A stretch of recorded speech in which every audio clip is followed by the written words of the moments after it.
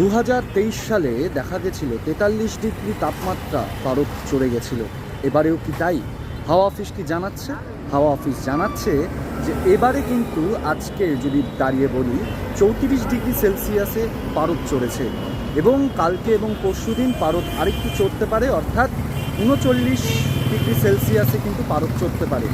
এবং তার পাশাপাশি পশ্চিমী যে জেলাগুলি রয়েছে যেমন ঝাড়গ্রাম, বীরভূম, মুর্শিদাবাদ, আসানসোল, এখানে কিন্তু আজকে 40 ডিগ্রি সেলসিয়াস পারদ চড়েছে এবং তার সাথে সাথে আবহাওয়া অফিস সেখানে কিন্তু তাপপ্রবাহের সতর্কতা জারি করেছে। তবে বৃষ্টির শান্তি কবে পাবে এই রাজ্য?